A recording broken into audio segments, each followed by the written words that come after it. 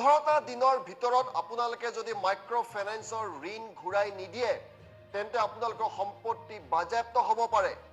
গোচৰ ৰুজু হ'ব পাৰে আপোনালোকৰ বিৰুদ্ধে মাইক্ৰ ফাইনেন্সৰ পৰা ঋণ লোৱা ঋণী মহিলালৈ আইনী জাননী প্ৰেৰণ কৰিছে একাংশ কোম্পানীয়ে আৰু ইয়াৰ পিছতে এই মাইক্ৰ ফাইনেন্সৰ ঋণ লোৱা মহিলাসকলৰ মাজত এই মুহূৰ্তত হাহাকাৰ অৱস্থাৰ সৃষ্টি হৈছে চৰকাৰৰ কঠোৰ পদক্ষেপ সত্ত্বেও মাইক্ৰ ফাইনেন্স কোম্পানীয়ে আইনী জাননী প্ৰেৰণ কৰি কৈছে আপোনালোকৰ সম্পত্তি জব্দ হ'ব গোচৰ ৰুজু হ'ব মাইক্ৰ ফাইনেন্সৰ পৰা ঋণ লোৱা মহিলাৰ মাজত হাহাকাৰ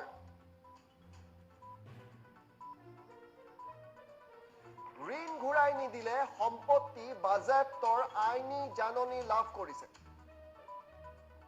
ৰঙিয়াত একাংশ মহিলালৈ এই আইনী জাননী প্ৰেৰণ কৰা হৈছে 15 দিনৰ ভিতৰত মাইক্ৰ ফাইনেন্সৰ ঋণ ঘূৰাই দিয়াৰ নিৰ্দেশ অন্যথা মহিলাসকলৰ বিৰুদ্ধে ফৌজদাৰী গোচৰ ৰুজু কৰিব কোম্পানীয়ে সম্পত্তি বাজেয়াপ্ত কৰাৰ কথাও প্ৰকাশ কৰিছে কোম্পানী মাইক্ৰ ফাইনেন্স কোম্পানীৰ আইনী জাননীক লৈ হাহাকাৰ লাগিছে মহিলাসকলৰ মাজত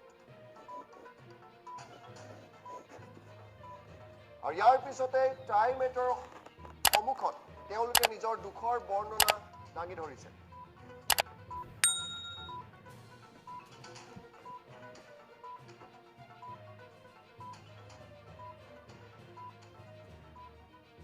সকল মহিলাই আইনী জাননী লাভ কৰিছে তেওঁলোকৰ মন্তব্য আমাৰ হাতত আছে সেই মন্তব্য শুনোৱাৰ পূৰ্বে আমি সংযোগ স্থাপন কৰিছো কাৰ্যবাহী সম্পাদক জ্যোতিদেৱ বৈশ্যৰ সৈতে জ্যোতিদেৱ বৈশ্য হয় টিছমিন চাওক আমাৰ লগত আইনী জাননীৰ এটা অচিভিউ আছে আমি আপোনালোকক সেই অচিভিউটো দেখুৱাম তাত এই মহিলাসকলক আচলতে মাইক্ৰ ফাইনেন্স কোম্পানীৰ তৰফৰ পৰা জাননী দিয়া হৈছে আইনী জাননী অধিবক্তাই প্ৰেৰণ কৰিছে আৰু কৈছে যদিহে 15 দিনৰ ভিতৰত ৰঙিয়াৰ এই মহিলাসকলে টকা উভতাই নিদিয়ে তেতিয়া তেওঁলোকৰ সম্পত্তি পৰ্যন্ত বাজেয়াপ্ত কৰা হ'ব ইয়াক লৈ মহিলাসকল যথেষ্ট শংকিত হৈ পৰিছে মূল কাৰণটো হৈছে যে মাইক্ৰ ফাইনেন্সৰ ঋণ মাফ কৰিব বুলি চৰকাৰৰ তৰফৰ পৰা কাইলৈ হয়তো বাজেটত এই বিষয়ে স্পষ্টভাৱে চৰকাৰে উল্লেখ কৰিব অশোক সিংহালে কৈছে যে মহিলাসকলৰ ঋণ মাফ হ'ব আৰু তেনে সময়তে একাংশ দৰিদ্ৰ মহিলালৈ যি জাননী আহিছে 15 দিনৰ ভিতৰত ঋণ দিয়ক অন্যথা আপোনালোকৰ ওপৰত গোচৰ ৰুজু হ'ব ইয়াক লৈ এই দুখীয়া মহিলাসকল কিন্তু শংকিত হৈছে আমি হিমন্ত বিশ্ব শৰ্মাৰ কথাও এই প্ৰসংগত কিছু সময় পিছত উল্লেখ কৰিম কিন্তু সেই মহিলাসকলৰ মন্তব্য আছে সেই মন্তব্য আমি একাধিক্ৰমে শুনাই যাম হাজিৰা কৰিব নাপালে খাব নাপায় এখন আবাটো হাতটো খুৰা এখন হাতেদি কি কাম কৰি খাব মনতো হলে বুঢ়া এটা হাই ছেকেণ্ডাৰী পঢ়ালো ল'ৰা ITL পঢ়ালো বেকাৰ ঘৰত বহি আছে এইবিলাক ঘৰত বহি থাকিলে অনবৰতে চকৰ পানী আহি থাকে এতিয়া কিস্তিখানি আমি কেনেকৈ দামেৰি কিস্তি ক'ব লৈ পেলাই ল'ৰা ছোৱালী পঢ়া শুনা কৰালো হাজিৰা কৰিতো মই পঢ়াব নোৱাৰো মই কাম কৰি কৰি দেখিছে মোৰ হাত সেইকাৰণে কেনে হৈ গৈছে কিন্তু চৰকাৰৰ পৰা একো সাহায্য পোৱা নাই যেবিলাক পাৱাটো পাই আছে কিন্তু বিনামূলীয়া মই গেছো পোৱা নাই এতিয়া বোলে চাউলৰ বোলে কিবা কানি লাগে মই সেইবিলাক ক'ৰ পৰা দিম আশীৰ্বাদ লৈছো আৰু বন্ধু নাছিলে ছাৰ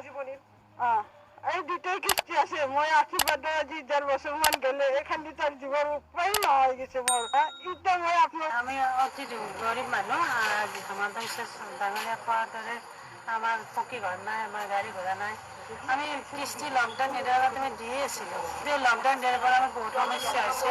তাৰমানে আমি হাজিৰা নকৰিলে খাব নাপাওঁ হাজিৰা কৰি আমি এতিয়া হেৰি ঘৰৰে যোগাৰ আমি নে চৰকাৰত হাৰে মাৰিম বন্ধন সেইকাৰণে হিমন্ত বিশ্ব ডাঙৰীয়া কোৱাৰ দৰে আমাৰ যিখিনি আমি মহিলা আহিছোঁ আমাৰ মহিলাখিনিৰ সকলোৱে তাৰমানে আমাৰ যি হিমন্ত বিশ্ব ছাৰে কৈছিল যে তোমালোকক ইলেকশ্যন আগতে কৈছিলোঁ যে তোমালোকক আমাক দুখীয়া মহিলাখিনিক ঋণটো মাফ কৰি দিম কিন্তু আমাক মাফ কৰি দিম বুলি কোৱাৰ কাৰণে এই লকডাউনৰ মাজত আমি পইচাটো দিয়া নাছিলোঁ নিদিয়াত আজি 3 মাহ হ'ল দিয়া নাই কিন্তু আমাক বেংকৰ জৰিয়তে উকিলে হেৰি পঠাইছে নটিচ পঠাইছে 15 দিনৰ ভিতৰত আমি গোটেইখিনি পইচা গোটেই মূলে তেখেতসকলক উঠাই দিব লাগে কিন্তু আমি এই সমস্যাত লকডাউনৰ মাজত আমি কেনেকৈ পইচাটো উঠাই দিম আমাৰ এতিয়া খাৱাৰে অভাৱ এটা কোম্পানীত কাম কৰে কিন্তু যাবই পৰা নাই যাব নোৱাৰিলে আমি তেখেতসকলকতো 15 দিনৰ ভিতৰত বা 7 দিনৰ ভিতৰত পইচাটো উঠাই দিব নোৱাৰোঁ সেয়ে আপোনালোকৰ জৰিয়তে আমাৰ ডক্টৰ হিমন্ত বিশ্ব ছাৰক মুখ্যমন্ত্ৰীক আমি অৱগত কৰিব খুজিছোঁ যে আমাৰ লোনটো কি কাৰণত নটিচ পঠাইছে তেখেতে অলপমান আমাক চাই দিলে বহুত ভাল পাম। আমাৰ প্ৰত্যেকৰে তাৰমানে হাজিৰা কৰা গাড়ী ঘোঁৰা ইয়াত একো নাই। আমি সেই চৰকাৰৰ যিটো আদেশ সেই আদেশত আমি গোটেইখিনি মহিলাই পঢ়োঁ ঋণ মাফৰ। যদি কৈছোঁ হিমন্ত বিশ্ব শৰ্মাই এই অত্যাচাৰ যিটো হয় মহিলাসকলক এই অত্যাচাৰটো বন্ধ কৰিবলৈ কিন্তু আইন কানুন আনিছে। হয়, এটা কথা চাওক, মুখ্যমন্ত্ৰীগৰাকীয়ে যেতিয়া মাইক্ৰ' ফাইনেন্সৰ প্ৰসংগ বিধানসভাৰ মজিয়াত উল্লেখ কৰিছিলে তেওঁ বাৰে বাৰে এটা কথা কৈ আছিলে যে দৰিদ্ৰ মহিলাসকলে ভালকৈ নাজানে যে কি নথি পত্ৰত তেওঁলোকক চহী কৰাই লোৱা হয় আৰু তাৰ পাছত তেওঁলোকে ঋণ পায়।